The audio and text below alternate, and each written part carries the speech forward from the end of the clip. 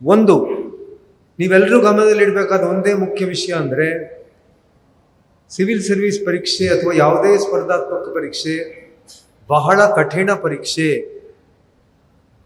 ಅದು ಕಾಪಿ ಹೊಡೆದು ಪಾಸ್ ಮಾಡುವಂಥ ಪರೀಕ್ಷೆ ಅಲ್ಲ, ಇಲ್ಲ ಬಾಯಿಪಾಠ ಮಾಡಿ ರಟ್ಟು ಹೊಡೆದು ಪಾಸ್ ಮಾಡುವಂಥ ಪರೀಕ್ಷೆ ಅಲ್ಲ.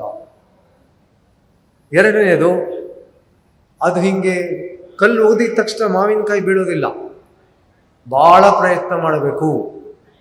ಮೊದಲನೇ ಪ್ರಯತ್ನದಲ್ಲಿ ಸಿವಿಲ್ ಸರ್ವಿಸ್ ಪರೀಕ್ಷೆ ಅಥವಾ ಯಾವುದೇ ಬೇರೆ ಪರೀಕ್ಷೆ ಯಾರಿಗೂ ಸಿಗೋದಿಲ್ಲ. ಯಾರೋ ಸಿಕ್ಕಿದವರು ಪುಣ್ಯವಂತರು. ಅದು ಇಟ್ಕೊಂಡು ಬಹಳ ಕಷ್ಟದ 15 ಲಕ್ಷ ಮಂದಿ ಈ ವರ್ಷ 2026 ಮುಂದಿನ ತಿಂಗಳು ಪರೀಕ್ಷೆ ಇದೆ. 14 ಲಕ್ಷ ಮಂದಿ ಅಪ್ಲೈ ಮಾಡಿದ್ರು. 14 ಲಕ್ಷ. ಅದರಲ್ಲಿ 6 ಲಕ್ಷ ಮಂದಿ ಪರೀಕ್ಷೆ ಬರೀತಾರೆ. ಆ 6 ಲಕ್ಷ ಮಂದಿನಲ್ಲಿ ಮೇನ್ಸ್ ಪರೀಕ್ಷೆ ಹೋಗ್ಲಿಕ್ಕೆ ಕೇವಲ 15,000 ಮಂದಿ ಬರ್ತಾರೆ. 6 ಲಕ್ಷ ಎಲ್ಲಿ, 15,000 ಎಲ್ಲಿ? ಬಹಳ ಕಷ್ಟವಾದ, ಇಷ್ಟು ಕಠಿಣವಾದ ಪರೀಕ್ಷೆ.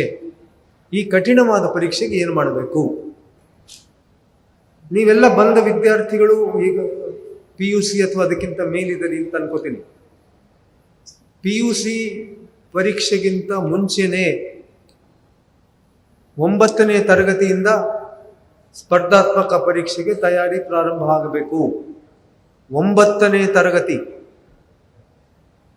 ಯಾಕೆಂದ್ರೆ ಈಗ ಬಹಳ ಮಂದಿ ನೀವು IIT ನಿನ್ನೆ ಕೂಡ ನೋಡಿದೆ, ಇಲ್ಲಿ ಕೆಳಗಡೆನೂ ಬರೆದು ನಮ್ಮ ಕಲಬುರಗಿ 4 ಮಂದಿ IIT ಪಾಸ್ ಆಗಿದ್ದಾರೆ ಅಂತ ದೊಡ್ಡ ಇದಾಕಿದ್ದಾರೆ, ಬ್ಯಾನರ್ ಹಾಕಿದ್ದಾರೆ.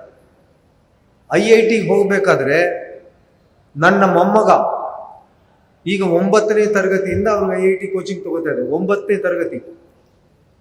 IITಗೆ ನೀವು 9ನೇ ತರಗತಿ ಹೋಗ್ಬೇಕಾದ್ರೆ ಸಿವಿಲ್ ಸರ್ವಿಸ್ಗೆ ಅದಕ್ಕಿಂತ ಲೇಟಾಗಿ ಹೋಗ್ಲಿಕ್ಕೆ ಸಾಧ್ಯವಾ?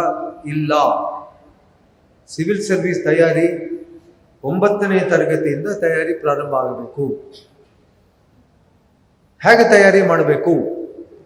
ನೀವೆಲ್ಲ ಇಲ್ಲಿ ಬಂದಿರೋರು 9ನೇ ತರಗತಿ ದಾಟಿ ಮುಂದೆ ಬಂದಿದ್ರು ಕೂಡ ನಿಮಗೂ ಹೇಳ್ತೀನಿ. NCERT ಅಂತಿದೆ, ಕೇಂದ್ರ ಸರ್ಕಾರದ National Council for Education Research and Training ಅಂತ. NCERT ಪಠ್ಯ ಪುಸ್ತಕಗಳು. ಇದೇ ಪುಸ್ತಕಗಳ ಮೇಲೆ ಸಿವಿಲ್ ಸರ್ವಿಸ್ ಪರೀಕ್ಷೆಯಲ್ಲಿ ಪ್ರಶ್ನೆ ಪತ್ರಿಕೆ ಕೊಡ್ತಾರೆ. NCERT ಪುಸ್ತಕಗಳು physics, chemistry, mathematics, geography, social science ಇವೆಲ್ಲವನ್ನು ಖರೀದಿ ಮಾಡಿ ಆ ಪುಸ್ತಕಗಳನ್ನು ಪ್ರತಿಯೊಂದು ಪಾಠನೂ ಕಲಿಬೇಕು. ನೀವು ಇಂಜಿನಿಯರಿಂಗ್ ಕೂತಿದ್ರು ಕಲೀರಿ, ಮೆಡಿಕಲ್ ಇದ್ರೂ ಕಲೀರಿ. ಅದಾದ ನಂತರ ಇಂಗ್ಲಿಷ್ ಭಾಷೆ ಬಗ್ಗೆ ಸ್ವಲ್ಪ ಹಿಡಿತಾ ಇರಬೇಕು. ಬಹಳ ಮಂದಿ ನನ್ನ ಪ್ರಶ್ನೆ ಕೇಳ್ತಾರೆ, ಕನ್ನಡದಲ್ಲಿ ನಾನು ಚೆನ್ನಾಗಿ ಮಾತಾಡ್ತೀನಿ ಸರ್, ಕನ್ನಡದಲ್ಲಿ ನಾನು ಚೆನ್ನಾಗಿ ಬರೀತೀನಿ, ನನಗೆ ಇಂಗ್ಲೀಷೇ ಕಷ್ಟ ಆಗ್ತದೆ ಅಂತ. ಈಗ SLC ಲೆವೆಲ್ನಿಂದನೇ ಇಂಗ್ಲೀಷ್ ಇಂಪ್ರೂವ್ ಮಾಡ್ಕೊಳ್ಳೋಕ್ಕೆ ತಾವು ನೋಡ್ಕೊಳ್ಳೇಬೇಕು. ಬಹಳ ಮುಖ್ಯ. ಪ್ರತಿದಿನವೂ ನೀವು 2 ಪತ್ರಿಕೆ ಓದಿ. ಸಂಯುಕ್ತ ಕರ್ನಾಟಕ ಅಂತೂ ಓದಲಿಕ್ಕೇ ಬೇಕು. ಇಂಗ್ಲೀಷ್ ಪತ್ರಿಕೆ ನಿಮಗೆ ಇಷ್ಟವಾದ ಒಂದು ಪತ್ರಿಕೆ ಓದಿ. ಅದರಲ್ಲಿ ಏನೇನು ಮಾಹಿತಿ ಬರ್ತವೆ, ಅಶೋಕ್ ಹಾರ್ನಳ್ಳಿ ಅವರು ಹೇಳಿದ್ರು, ಟಿಪ್ಪಣಿ ಮಾಡ್ಕೋಬೇಕು ಅಂತ. ನೀವು ಏನೇ ಕಲ್ತಿದ್ದನ್ನು ಟಿಪ್ಪಣಿ ಮಾಡಿಕೊಳ್ಳುವ ಹ್ಯಾಬಿಟ್ ಇದ್ದರೆ ಮಾತ್ರ ಜಯ ಸಾಧ್ಯ. ಆ ಮಾಡಿಕೊಂಡ ಟಿಪ್ಪಣಿ ಇವಾಗ ನೀವು ಯಾವ ತರಗತಿಯಲ್ಲಿ ಓದ್ತಿದ್ದೀರಿ ಅದಕ್ಕೂ ಅನುಕೂಲ ಆಗುತ್ತೆ. ಪಾಠ ನೀವು ಏನು ಓದ್ತೀರಿ ಅದರದ ಟಿಪ್ಪಣಿ ಮಾಡ್ಕೊಳ್ಳಿ. 5-6 ವಾಕ್ಯಗಳಲ್ಲಿ ಆ ಪಾಠದ ತಿರುಳು ಏನು ಅನ್ನೋದನ್ನು ನೀವು ಕಲ್ತ್ಕೊಳ್ಳೇಬೇಕು. ಸೊ ಈಗಾಗಲೇ 3 ಪಾಯಿಂಟ್ ಹೇಳಿದ್ದೀನಿ. 1, NCERT ಪುಸ್ತಕಗಳು ಓದಿ. 2, ಪುಸ್ತಕಗಳನ್ನು ಓದಿ, ವೃತ್ತಪತ್ರಿಕೆಗಳನ್ನು ಓದಿ. ಮೂರನೇದು ಟಿಪ್ಪಣಿಗಳನ್ನು ಮಾಡಿಕೊಳ್ಳಿ. ಟಿಪ್ಪಣಿ ಮಾಡಿಕೊಳ್ಳೋದ್ರಿಂದ ನಿಮಗೆ ಪರೀಕ್ಷೆಯಲ್ಲಿ ಉತ್ತರ ಕೊಡಲಿಕ್ಕೆ ಬಹಳ ಅನುಕೂಲ ಆಗ್ತದೆ. ಬಹಳ ಮಂದಿ ವಿದ್ಯಾರ್ಥಿಗಳು ಪೋಸ್ಟ್ ಇಟ್ ಅಂತ ಏನು ಬರ್ತದೆ ಅದರ ಮೇಲೆ ಟಿಪ್ಪಣಿ ಮಾಡಿಕೊಂಡು ಒಂದು ಕಡೆ ಅಂಟಿಸ್ಕೋತಾರೆ. ಇನ್ನು ಕೆಲವು ವಿದ್ಯಾರ್ಥಿಗಳು ಸಣ್ಣ ಸಣ್ಣ ನೋಟ್ಬುಕ್ ತಗೊಂಡು ಒಂದೊಂದು ಸಬ್ಜೆಕ್ಟಿಗೆ ಒಂದೊಂದು ನೋಟ್ಬುಕ್ಕಲ್ಲಿ ಟಿಪ್ಪಣಿ ಮಾಡ್ಕೋತಾರೆ. ಆ ಟಿಪ್ಪಣಿ ಮಾಡ್ಕೊಳ್ಳೋದು paraphrasing most important. Next point, short essays. ನಾನೀಗಾಗಲೇ ಸಂಯುಕ್ತ ಕರ್ನಾಟಕ ಸೇರಿದಾಗ ಹೆಂಗೆ ಕಲಿತೆ ಅಂತ ಹೇಳಿದ್ದೆ. ಕಡಿಮೆ ವಾಕ್ಯಗಳಲ್ಲಿ, ಪದಗಳಲ್ಲಿ ಎಸ್ಸೆಗಳು ಬರಿಬೇಕು. ಸಿವಿಲ್ ಸರ್ವಿಸ್ ಪರೀಕ್ಷೆ, ಮೇನ್ಸ್ ಪರೀಕ್ಷೆಯಲ್ಲಿ 150 ಪದಗಳಿಗೆ ಮೀರದಂತೆ, 300 ಪದಗಳಿಗೆ ಮೀರದಂತೆ ಬರೆಯಿರಿ ಹೇಳ್ತಾರೆ ಪ್ರಶ್ನೆ ಪತ್ರಿಕೆಯಲ್ಲಿ. ಒಂದು ವೇಳೆ ನೀವು 300 ಪದಕ್ಕಿಂತ ಜಾಸ್ತಿ ಬರೆದರೆ ಆ ಉತ್ತರ ಓದೋದೇ ಇಲ್ಲ, ಆ ಉತ್ತರಗಳನ್ನೇ ಓದೋದಿಲ್ಲ, ಮೌಲ್ಯಮಾಪನ ಮಾಡೋದಿಲ್ಲ. ಹೀಗಾಗಿ ಎಷ್ಟು ಪದ ಅಂತ ಹೇಳ್ತಾರೆ ಅಷ್ಟು ಪದದಲ್ಲಿ ಬರೆಯೋದು ಕಲ್ತ್ಕೋಬೇಕು. ಅದನ್ನು ನೀವು ಯಾವಾಗ ಕಲಿತೀರಿ ಆವಾಗ ನಿಮಗೆ ಎಂಥದೇ ಪರೀಕ್ಷೆ ಆದರೂ ಬರೀಲಿಕ್ಕೆ ಅನುಕೂಲ ಆಗ್ತದೆ. ತುಂಬ ಜನ ಈಗಾಗಲೇ ನೀವು ಬಂದಿರೋರು ನಿಮ್ಮ ಏನಾಗಬೇಕು ಅಂತ ಆರಿಸ್ಕೊಂಡಿರ್ತೀವಿ. ಮೆಡಿಕಲ್ ಆಗಿರ್ಬೋದು, ಸೈನ್ಸ್ ಆಗಿರ್ಬೋದು. ಸೈನ್ಸ್ ಸ್ಟ್ರೀಮ್ ಅವರಿಗೆ ಅಡ್ವಾಂಟೇಜ್ ಭಾಳ ಇದೆ. ಅದೇನು ಅಡ್ವಾಂಟೇಜ್ ಇದೆ ಅಂದರೆ, ಸೈನ್ಸ್ ಕಲಿತವರು ಬಹಳ ಸ್ಪರ್ಧಾತ್ಮಕ ಪರೀಕ್ಷೆಗಳಿಗೆ ಬರೆಯಬಹುದು. ಆರ್ಟ್ಸ್ನವರಿಗೆ ಕಡಿಮೆ. ಯಾರು BSc, MSc, engineering, medical, pharmacy ಇಂಥ ಸಬ್ಜೆಕ್ಟ್ ಕಲ್ತಿರ್ತಾರೆ ಅವರಿಗೆ ಒಂದು 5% ಅಡ್ವಾಂಟೇಜ್ ಇದೆ. ಯಾಕೆ ಅಂದರೆ UPSC 22 ಸ್ಪರ್ಧಾತ್ಮಕ ಪರೀಕ್ಷೆ ನಡೆಸುತ್ತೆ. ಆ 22 ಪರೀಕ್ಷೆಗಳಲ್ಲಿ ಸೈನ್ಸ್ ಇದ್ದಂಥ ಬ್ಯಾಕ್ಗ್ರೌಂಡ್ ಇದ್ದವರಿಗೆ ಅಡ್ವಾಂಟೇಜ್ ಜಾಸ್ತಿ ಸಿಗುತ್ತೆ.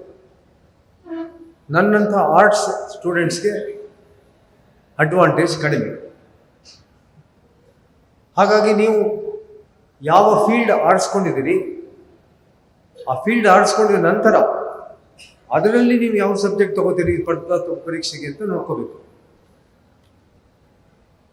ನೆಕ್ಸ್ಟ್, ಕೆಲವು ಪರೀಕ್ಷೆನ PUC ಆದ ನಂತರ ಅಪಿಯರ್ ಆಗಬಹುದು.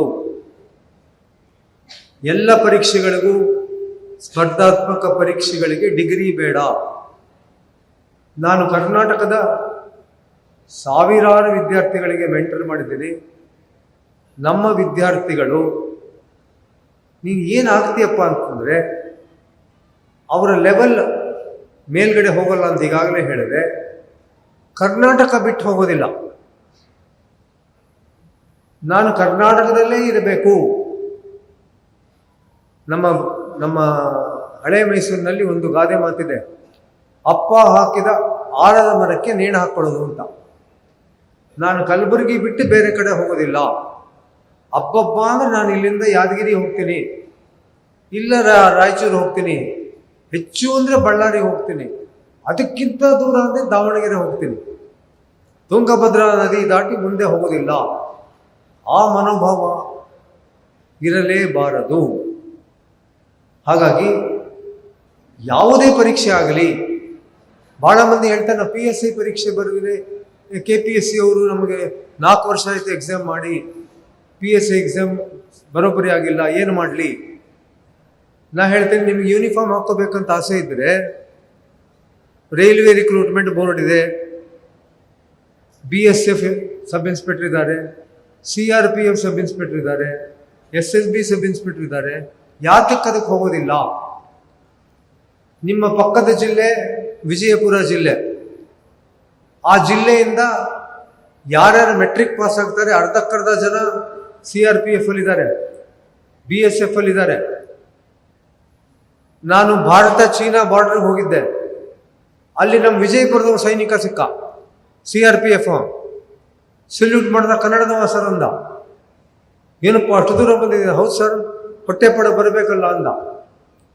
ಹಾಗಾಗಿ ನೀವುಗಳು ಒಳ್ಳೆ ನೌಕರಿ ಸಿಗಬೇಕಾದ್ರೆ ನಾನು ಕಲಬುರಗಿಲೇ ಇರ್ತೀನಿ, ನಾನು ಕಲ್ಯಾಣ ಕರ್ನಾಟಕದಲ್ಲೇ ಇರ್ತೀನಿ, ನಾನು ಕರ್ನಾಟಕದಲ್ಲೇ ಇರ್ತೀನಿ ಅಂತ ಆ ಮನೋಭಾವ ಇಟ್ಕೋಬೇಡಿ. ನಾನು ಎಲ್ಲಿ ಬೇಕಾದ್ರೂ ಹೋಗಿ, ಇಡೀ ಭಾರತದಲ್ಲಿ ಎಲ್ಲಿ ಬೇಕಾದ್ರೂ ಹೋಗಿ ನೌಕರಿ ಮಾಡ್ತೀನಿ ಅಂತ ಫಸ್ಟಲ್ಲಿ ಬರಲಿ. ಹೀಗಾಗಿ ರೈಲ್ವೆ ರಿಕ್ರೂಟ್ಮೆಂಟ್ ಬೋರ್ಡ್ ಆಗಲಿ, UPSC ಆಗಲಿ, ಯಾವುದೇ ಪರೀಕ್ಷೆ, SSC ಅಂತಿದೆ, ಸ್ಟಾಫ್ ಸೆಲೆಕ್ಷನ್ ಕಮಿಷನ್, ಇದರ ಪರೀಕ್ಷೆ ಕಂಪ್ಯೂಟರ್ ಮೂಲಕವೇ ಆಗುತ್ತೆ. ನಿಮಗೆ ಆನ್ಲೈನ್ ಪರೀಕ್ಷೆ ಬರೆಯೋದು ಅಭ್ಯಾಸ ಮಾಡ್ಕೊಳ್ಳಿ. ಅರ್ಥ ಆಗ್ತದೆ ಅಲ್ವ? ಆನ್ಲೈನ್ ಪರೀಕ್ಷೆ. ಭಾಳ ಮಂದಿ ಇಂಜಿನಿಯರಿಂಗ್ ಗ್ರಾಜ್ಯುಯೇಟ್ ಆದಮೇಲೆ ಗೇಟ್ ಪರೀಕ್ಷೆ ಬರೀತಾರೆ, ಬೇರೆ ಬೇರೆ ಅಮೆರಿಕ ಪರೀಕ್ಷೆ ಬರೀತಾರೆ. ಪರೀಕ್ಷೆ ಆನ್ಲೈನ್ ಬರೆಯೋದು ಅಭ್ಯಾಸ ಮಾಡ್ಕೊಳ್ಳಿ. ಪರೀಕ್ಷೆ ಫೀಸ್ 100 ರೂಪಾಯಿ 200 ರೂಪಾಯಿ ಇರುತ್ತೆ, ಅದು ಜಾಸ್ತಿ ಅಲ್ಲ. ಆ ಎಕ್ಸಾಮಿನೇಷನ್ ಫೀಲಿಂಗ್ ಏನು ಬರುತ್ತೆ ಅದು ಮುಖ್ಯ. ನಿಮ್ಮ ಕೈಯಲ್ಲಿ ಎಷ್ಟು ಸಾಧ್ಯವೋ ಅಷ್ಟು ಸ್ಪರ್ಧಾತ್ಮಕ ಪರೀಕ್ಷೆ ಬರೆಯಿರಿ. ಕೆಲವು ಕ್ಯಾಟಗರಿ ವಿದ್ಯಾರ್ಥಿನಿಯರಿಗೆ ಫೀಸೇ ಇಲ್ಲ, ಪರೀಕ್ಷೆ ಶುಲ್ಕನೇ ಇಲ್ಲ, ಹಾಗೇ ಬರೀಬಹುದು. ಆದಷ್ಟು ಹೆಚ್ಚಿಗೆ ಎಕ್ಸಾಮ್ ಬರೆದರೆ ಸ್ಪರ್ಧಾತ್ಮಕ ಪರೀಕ್ಷೆ ಏನು ಅನ್ನುವ ಫೀಲಿಂಗ್, ಭಾವನೆ, ಅನುಭವ ನಿಮಗೆ ಬರ್ತದೆ. ಅದನ್ನು ನೀವು ಬರೀರಿ. ಅದನ್ನು ಬರೆದಾಗ ನಿಮ್ಗೆ ಹೆಂಗೆ ಹೋಗ್ಬೋದು ಅಂತ ಗೊತ್ತಾಗುತ್ತೆ.